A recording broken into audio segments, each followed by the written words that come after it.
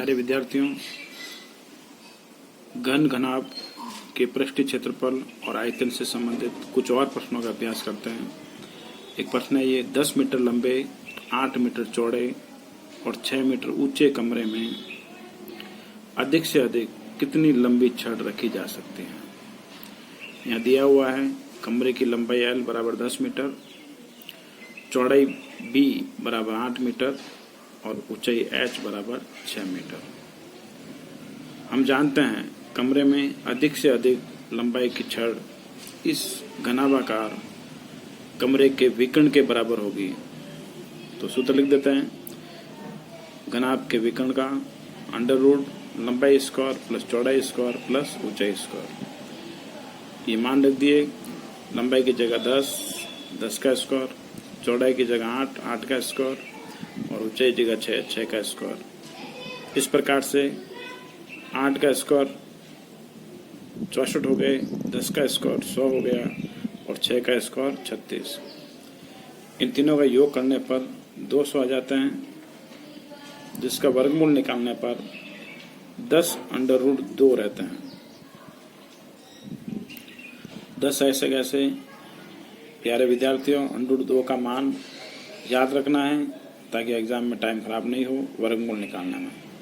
1.414, इसको 10 से मल्टीप्लाई करने पर 14.14, ये 0 मीटर।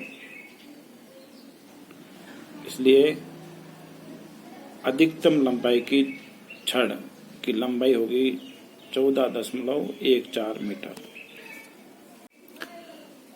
नेक्स्ट प्रश्न है, 4400 मीटर लंबी, 1.5 मीटर ऊंची और 85 सेंटीमीटर चौड़ी दीवार बनाने में 22 centimetre into 10 centimetre into 17 centimetre माप की कितनी ईंटों की आवश्यकता होगी।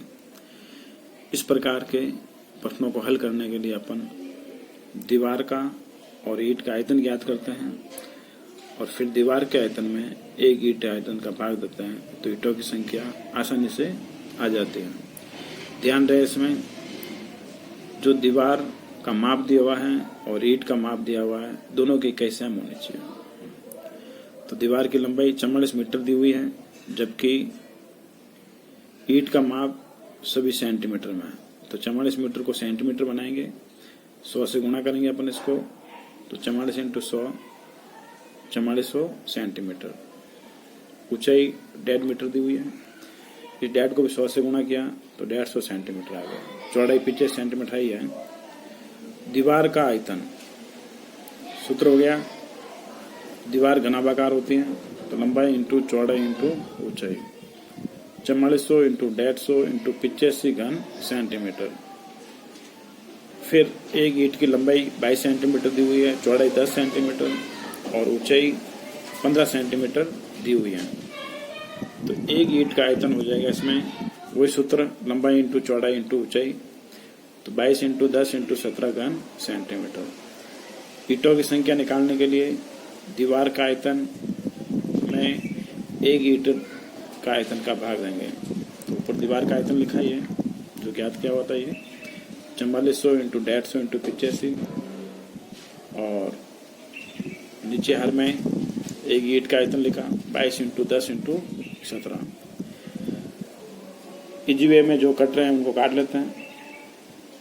17 का भाग 85 में 5 बार जा रहा है, 10 का भाग 150 में 15 बार जा रहा है और 22 का भाग 4400 में 200 बार जा रहा है।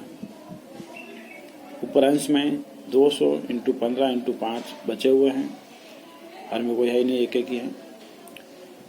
इन तीनों गुणा करने पर 15,000 आ गया।